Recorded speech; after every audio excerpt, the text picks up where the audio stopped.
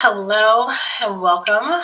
I am talking today about how I left my unhealthy relationship. So, I posted a longer TikTok and then put it on other social media about excusing bad behavior.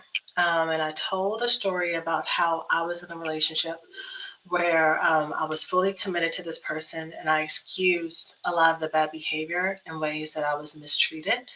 Um, and I talked about how I was at a place where I had kind of gotten used to it, uh, and I would make excuses for it, and I would defend what would happen because I felt like when people saw me being embarrassed or humiliated, or my partner making fun of me, or my partner treating me in a way that I didn't feel like I deserved to be treated, it felt exposing and vulnerable for me. Like I felt dumb. I felt guilty. I felt silly that other people were seeing these moments. And then at the same time, I also felt defensive. I felt because I was committed to this partner and committed to what I thought it could be and what I hoped it would be. I had, and in hindsight, of course, you know that it's a fantasy. It was a fan. I built this fantasy of who this person was, about what the potential was. I saw these other sweet moments that they had. Um, and so it made it easy for me to make excuses when they were being not so nice to me or taking me for granted or treating me as if I was just a placeholder versus someone that they actually truly cared about and wanted to take care of and cover and protect and make life easier for me. And so I would get defensive of this person and what they did or what they didn't do because I felt like I don't need anyone to think less of my partner. Like I love them. And my partner loves me. They're just imperfect, human. Like they're catching us at an off moment, but this isn't how it always is. There's a lot of love here until I got to the place where I had to be honest with myself about what was happening and what was not happening, and how I felt and what I needed, and how it was really affecting me that I wasn't getting those things. So, um, I'm going to talk about in today's video how I ended up leaving that relationship. What literally, I'm going to give you the literal things that I did that helped me get out of that relationship. And it's not going to sound like anything that I've shared with y'all before, but it's also going to sound like everything that I've shared with y'all before. And hopefully, you're going to be able to see those connections, or I'm going to be able to make those connections for you. Okay.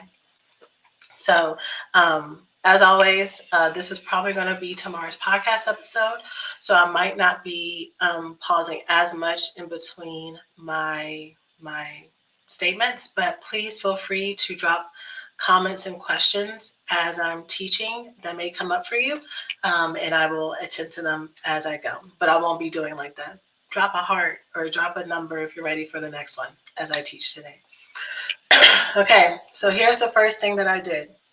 And this is going to be the first thing that you're going to be like, what the hell? How is that going to help me? But I'm going to tell you how it helped me. The first thing that I can point to that helped me realize, that put me on the path to be able to exit this relationship, is I started getting my nails done. I started getting my nails done. And I started getting my nails done um, every 2 weeks. It wasn't weekly. I started getting my nails done every 2 weeks. This is why this was such a big deal for me. I struggled with love deprivation, not knowing how to give love to myself because I was so focused on giving love to everybody else. I, being someone very heavily parentified, and someone who was really praised a lot for putting myself last, I was physically attractive, right? But I still had a lot of insecurities around um, how pretty I was, or what I deserved.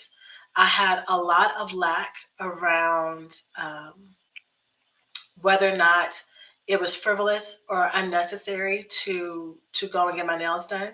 And I remember I would look at my nails and be like just so like embarrassed because I felt like they told a story. And it wasn't about what other, no one ever said anything about my nails, but when I would look at them, I would be like, this, it just make me feel so low. And so I would carry around like this shame around how I felt like there was this visible sign of how I felt inside of myself. And so, um, being in this relationship, the ways that I used to take care of myself slowly over time also started to dissipate because I connected to someone and I partnered with someone who reflected the same amount of love that I have for myself and the same standards that I have for myself. They gave me exactly what I thought I was worth. No matter how much I like fought or like argue with this person or said, you know, I deserve better, or you like you partnered up or whatever. Um, I stayed there because that's what I thought I was worth. So one day I decided, and this is after like a whole lot of like I remember, and I can't even tell you how I got into the resources around feminine energy and stuff like that, but I got connected to it. And you know, one of the things that those folks really teach a lot, the people who teach about feminine energy, they really talk about really investing in taking care of yourself. And I really pushed against that. And I pushed against that not because it's not what I didn't want to do it, but because um, in the places that I had a lack mentality, it was easy for me to distract myself, or it was easy for me to justify putting it off and doing something else instead of doing that because it was an area that just felt really sensitive to me. And I know that sounds really silly. I know that there are probably a lot of people listening who like nails are like standard or nails are not standard at all. And it just sounds really frivolous. But if you're in a relationship or if you're in a place where you're taking less than what you deserve, it's not about nails. It's about what is an area that you are not taking care of yourself, that you know you want to. Is it getting mental health support? Is it going out and doing something that makes you happy? Is it you starting to draw or doing a talent or doing a hobby that is really important to you?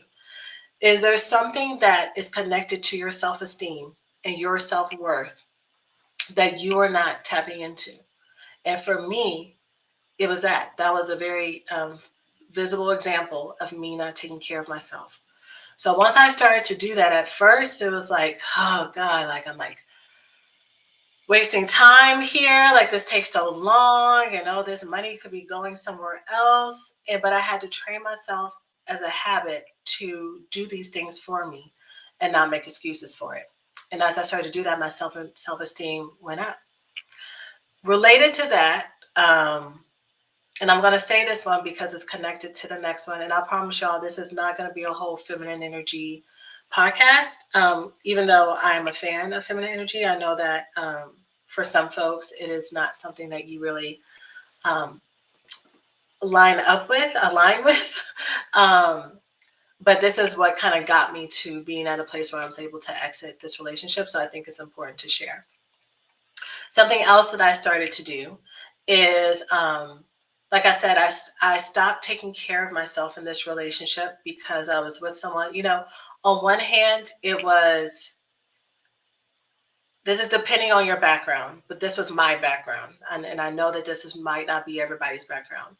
But I came from a background or from a teaching that was like kind of made light of the fact that once you get into a committed relationship, it's easier to kind of let yourself go because that person is there. So as I saw myself start to downgrade myself, I attribute it to, oh, you're just in a committed partnership, so you're just getting like comfortable, like that's what it is, and not that this person was making me feel so low by what they were doing and not doing and treating me and not treating me, that I started to not take care of myself as well. And so that's why it is very dangerous, y'all. Even if you're in a relationship or in a partnership or a situationship with someone who never physically harms you or calls you out your name, the impact of emotional neglect and emotional abuse is huge.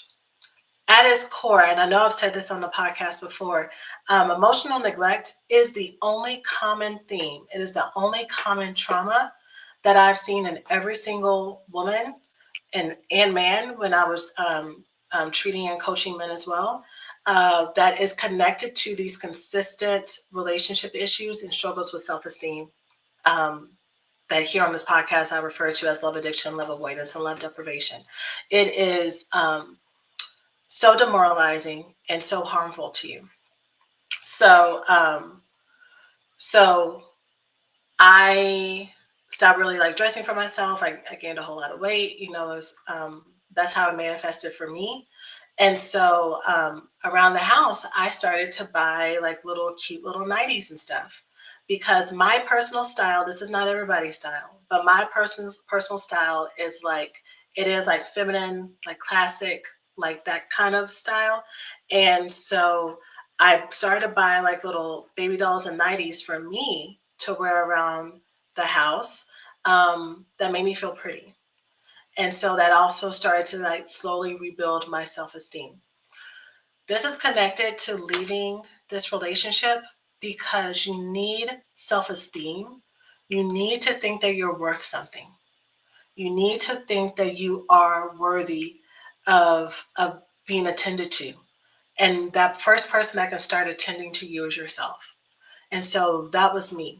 And my goal at this time was not to exit this partnership. It was just that I didn't feel good about myself and I needed to do something because everything else was not working. All the other ways that I would feel myself through like overachieving or busy work and all that other stuff, it was not helping. So starting to take care of myself in this way um, was what helped me. The so I bring this up and it kind of connects to the next one, and this is going to be a big jump, but here it is. And I promise y'all I was going to tell y'all what helped me or what are some of the things that led me to getting out of this unhealthy relationship that I wasn't being taken care of well.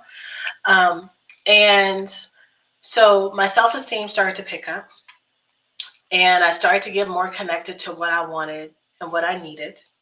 Um, and so Actually, let me say this other one. Sorry for the false start, but let me say this other one because the one I want to say is going to make more sense. Um, I got mm, which one do I want to say?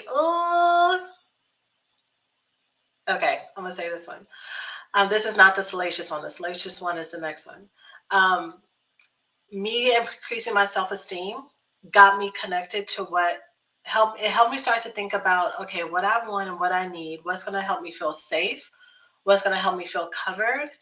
And I got really clear about that. And I went to my partner and I told him that this is what I wanted and this is what I needed. And I really needed this to happen for me to feel like we can make it in this relationship. And I didn't say it very angrily and I didn't say it like in an ultimatum state. I just I just made the statement. And I also talked about how in that partnership that me that these changes being made would also benefit my partner as well. It would make a whole lot of things easier. Um, and my partner at the time told me no. They told me no to those things that I was asking for. They How do they say it? They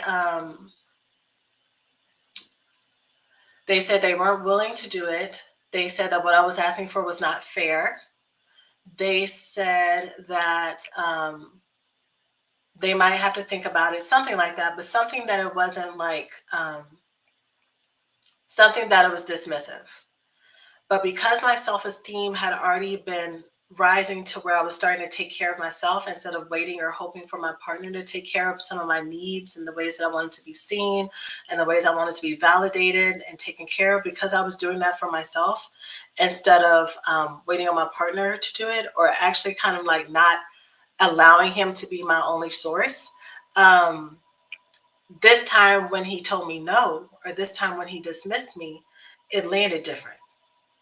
It landed in a place I was not like, well, that's a committed partnership. I guess that's just what happens. And, it takes time and people go through hard periods. And, I'm just going to pray about it. I'm going to take it to the Lord, or I'm going to go and talk about it in therapy. This time it landed with, that's not fair, or I don't like that. And it was very clear that I was like, okay, well, now I know that this is something that I'm not willing to negotiate and wait on. So I had to wrestle with the fact that maybe this relationship wouldn't actually work out, this relationship may end up coming to an end. So the salacious one that I was kind of hedging on saying before, but I'm going to say now, that's connected to being clear with what I wanted, is I stopped having sex when I didn't want to. And I know that might be a duh for some people. For me, it wasn't. For me, I use sex to fix fights. I use sex to make me feel connected when I feel really disconnected. I use sex in this relationship as a distraction. And I also was so disconnected from my own um, agency and my own identity that I would have sex because I was like, well, he wants sex. So I guess I'll do this. I guess I'll just, you know, do it. Give it up, whatever you want to say. Because I was really, y'all, when you really have so much trauma that disconnects you from the fact that you deserve to have needs and wants purely for your own, you will put yourself in places and in situations and in emotionally traumatic ways, and be an agent of your own trauma, not knowing, but you will not even recognize the damage that you're doing to yourself. And you will also just, again, minimize it, right? Again, there's so many different stories. Depending on whatever belief you have, you will find someone who will validate whatever you're doing, good or bad.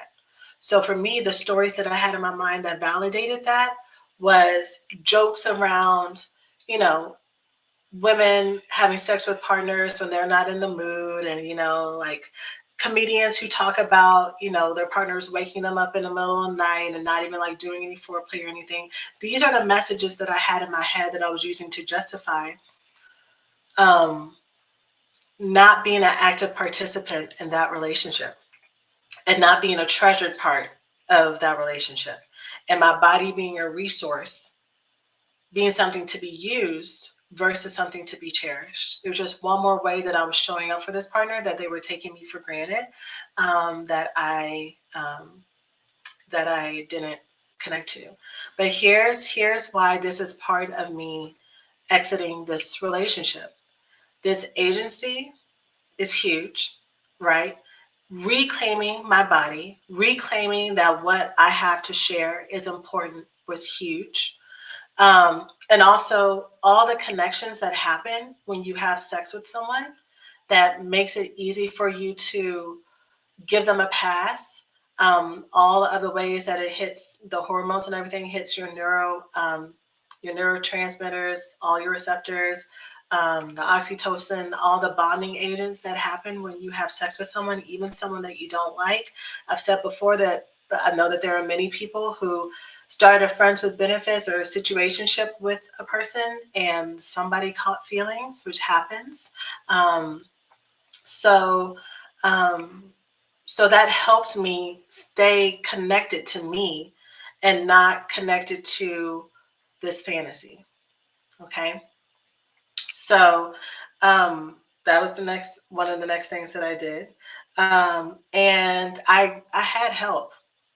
So I have been in therapy and working with folks off and on. There was a point in time that I really tried to focus on, because I was committed on this partnership working. I really was trying to focus on like couples therapy. And everyone watching this or listening to this knows that therapy is an investment.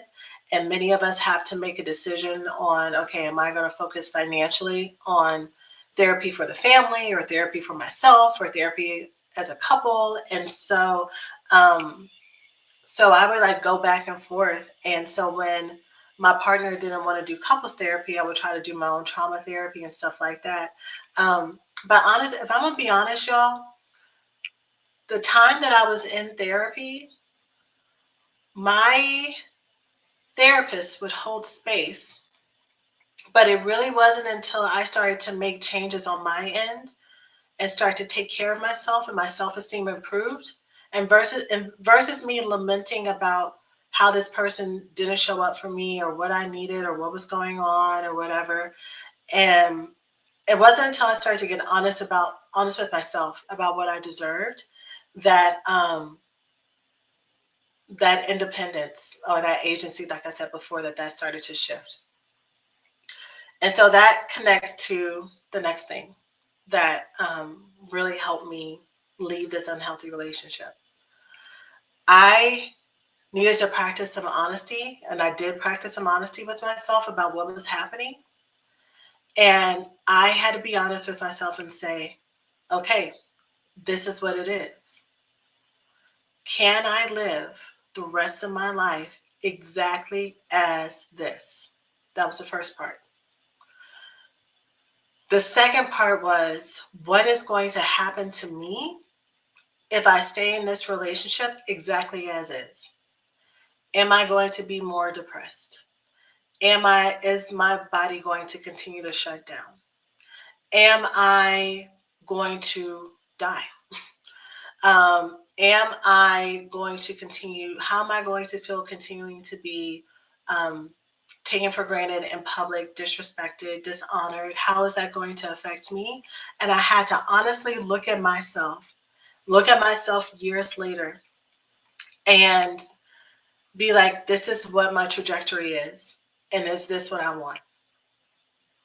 And once I was able to, I feel like I had to go through all those earlier things that seemed so superficial and so small for me to finally, for me to be able to be honest with how are the things that are happening actually going to affect me, and how are they affecting me now. I couldn't see that before all those things were happening, but I had all the excuses that y'all have already heard so far in my teaching today. And then also I had a whole list of distractions. I could focus on my job. I could focus on my friends. I could numb out on TV. I could say things like it didn't matter. I could fight with this person. I could do everything else in the world instead of coming home to myself. And it wasn't until that happened.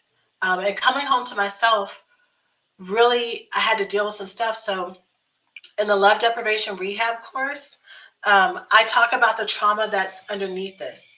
So the reason we procrastinate and focus on everybody else is not just because we weren't taught it. It's because there's real trauma that's underneath what would happen whenever we did focus on ourselves. There was real punishment. Sometimes it was physical punishment when we showed up and asked for what we wanted. Sometimes it was emotional punishment and love and support being withheld from us. Sometimes it was verbal assault and people calling us out our names, or spiritual or mental assault, saying that what we felt or what we needed didn't matter and that we were silly. Sometimes resources and food and our needs were being held against us because, well, you're being ungrateful. So, if you don't like what I give you, then you don't need anything. Like we learned to hide, and we learn to compartmentalize ourselves. And so that's why people telling us to like take care of ourselves or to love ourselves or whatever else, it doesn't already always apply. Because even when we know what to do subconsciously or in our nervous system, in our spirit, we have been trained and groomed that there's this automatic reflexive response that knows without us even connecting to it. That's subconscious, right? There's this reflexive inner knowing that if I do this for myself, that something bad is going to happen. So for me, getting my nails done had a direct, as silly as it sounds, it took me years into my adulthood to start to try to take care of this part of myself, because I'd been trained to put myself last and take care of everybody else first. And so I had to truly, for me to do that, there were a lot of negative thoughts that came up for me And just doing that little bitty thing. Who do you think you are? You know, you're not worth all that. Well, who you trying to be? This ain't you. People like you don't do this. Your friends can do this. Other people can do this. You're not that type of girl. Oh, you think you bad now? Like all of this script and this narrative that even without my bullies, even without my oppressors, even without any family trauma that led me to this stuff, those voices were in my head, right? And so that is what stopped me from being able to make movement and go forward. So um, for those of you who've done the love deprivation rehab course or you're going to right now, is 50% off because of um, I'm tucking it away in the vault, and also at the time I'm recording this, it's in the Black Friday, like Cyber Monday season. Um, but that's why we spend time on trauma before we even get into how to take care of yourself. Because until you learn how to soothe yourself and look at these parts of yourself, it doesn't matter how many to-do lists you make, um, that imposter syndrome and those feelings of low self-worth, if love deprivation is something that you struggle with, this might not be the case for everybody who might, but for me it was. Um, you are going to have every excuse to not focus on yourself. So someone said, sounds like my story. So glad I can hear you put into words what I've been feeling. Yeah, absolutely. I think this is many people's story.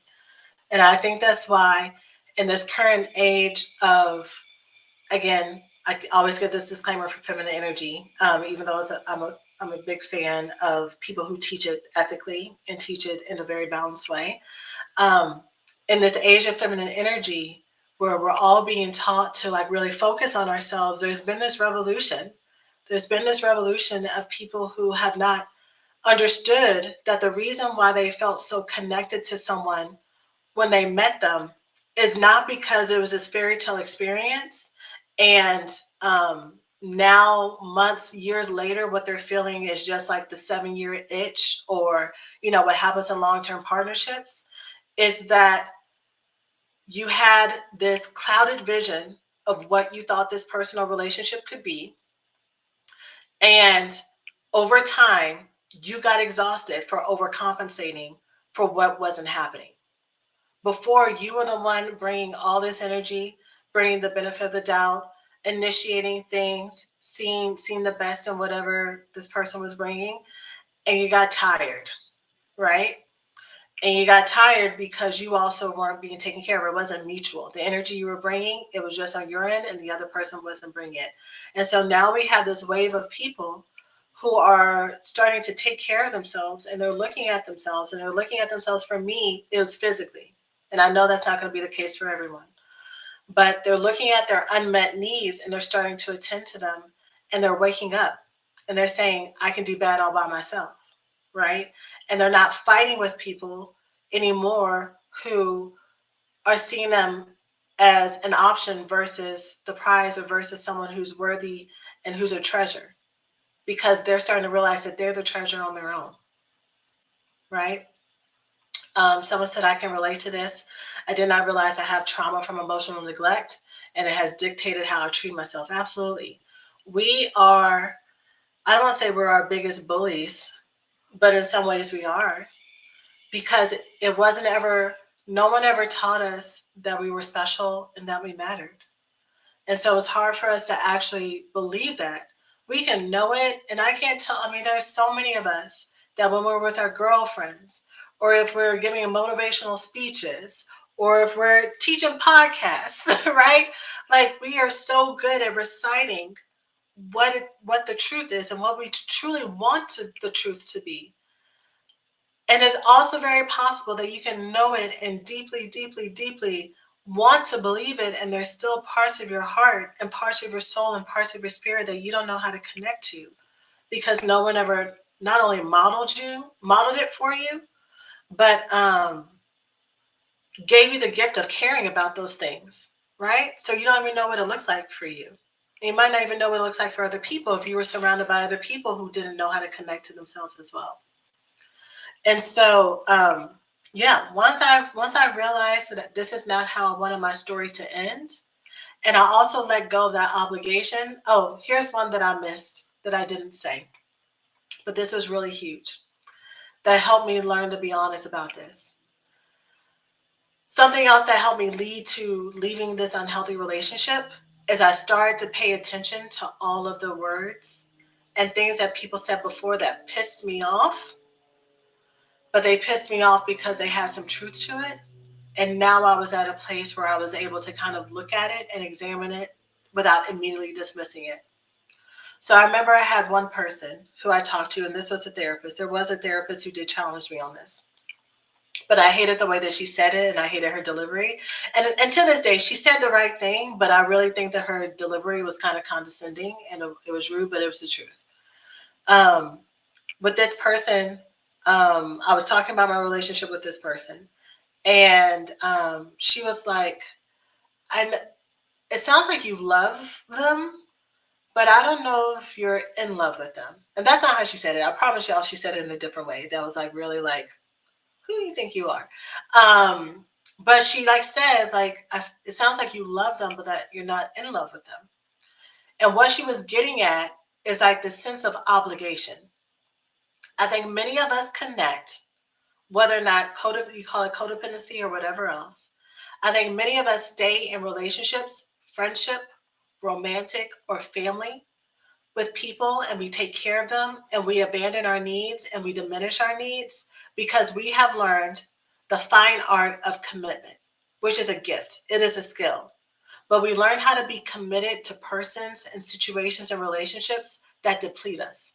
They give nothing to us. And we have learned that if we leave these relationships, if we leave these partnerships, if we leave these friends behind, if we leave these family members behind, that we are abandoning them, that we are bad, that we are wrong, that we are selfish. And so what she was hitting on is my sense of love was a codependent type of love. It was a love that I belonged. Mm, belonged is a bad word. That I had to do my duty, right? I started this, I had to see it out. And I wasn't going to quit, right? And I was going to change this person's feelings as a great people pleaser. I was going to figure out the right formula to make this work, and in the meantime, I'll take care of myself. But no, she hit on that I was there out of obligation, that I cared for this person, but for me, there wasn't a lot of um, love there. And even if there was love there, the way that it was affecting me did not outweigh the pros and cons. It didn't the cons did not outweigh the benefits, if there were even any benefits. And the benefits for being a long-term partnership is that you don't have to be physically alone. I think that's why a lot of us get caught in situationships, or we will take relationships with people that do not treat us the best or treat us in the way that we deserve, because at least there's a body there. At least there is some sort, even if it's not ideal, at least there's like some semi sense of partnership, or that you have someone that you're doing life with. And it's easy to get complacent with that without, and not realizing that there's a cost to it. Um, so, yeah. So that is how I ended up exiting that relationship. Let me know if that makes sense. If y'all have any questions, I know that several of you have said that that is your story. But yes, let me know if that makes sense. If you have any questions, and how this has shown up for you. So, I wanted to also extend this conversation too, because I could see in the comments of those videos where I shared it, whether or not it was on TikTok or YouTube, that this is many of your stories, and that you are working through this and really trying to come to grips with it. And so, you know, the two programs that are currently on sale are on sale for a reason, because of this.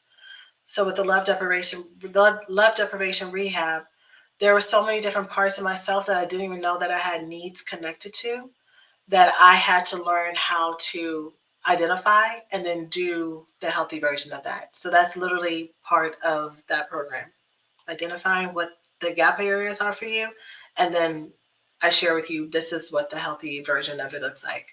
And then for the dating one-on-one course, which is also 50% off right now, I did not follow my own advice getting into this relationship.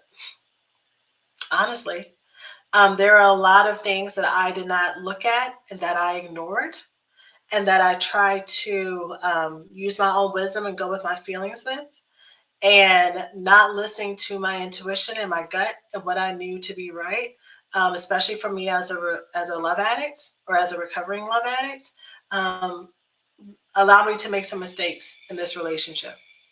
And the dating plan that I did not follow is exactly what I needed to weed this person out. If I had followed that dating plan, I could have avoided a whole lot of stress, a whole lot of heartbreak. Um, Someone says 36, he was 50, felt like my father, always arguing, but at least I wasn't alone. Absolutely. This stuff, when I tell you this stuff is so familiar, you know, it is miserable, but it's familiar. So for this person that shared, um, you know, they weren't alone, but she knew how to fight with her father, right? Like that type of cycle and back and forth. Um, you know what to expect. And in some ways, weirdly, it is comfortable. It's miserable, but it's also because it's so familiar. It's also comfortable too, um, and you can kind of roll with the punches, right? Even though it's slowly like chipping away at you.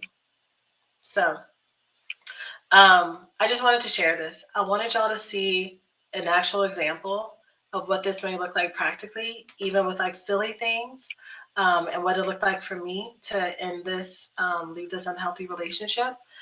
Um, I hope that if there's any part of this that you needed to hear for yourself, whether or not it's being honest with yourself, or whether or not you struggle with a physical version of love deprivation like I did by not taking care of yourself and starting to take care of yourself again, whether or not it's reclaiming your body and knowing that what you have to give and what you have to share is important, and to not um, I know there are some people who will not align with this, but for those who do, to not connect with people, um, to make you more susceptible to giving them chances and making yourself be more comfortable through sexual connection. Um, and if there's any advice that you've been discounting from people that you are like, they don't understand us, they don't understand me, they don't understand our relationship, um, that maybe if now's the right time for you to give that another go round, then maybe you can do that. Okay. For those of you who would like to take that next step to work on your love deprivation or to date in a way that you avoid being in these types of relationships, that 50% scholarship is available for those two courses before they go away. The love deprivation rehab you can find by going to blackgirlsheal.org/deprivation. And the dating course is blackgirlsheal.org/dating. And the code is scholarship50. And that will be out through tomorrow, November 28th. But since I'm going to use this live for the podcast episode tomorrow, or today, if you're listening to this today, I will go ahead and extend the coupon code through Wednesday. And then I'm going to archive it after that. So the 29th of November. Okay. So that's it, y'all. Thanks for joining me. I hope that this was helpful. And I will see you in our next live. Bye. Bye, y'all.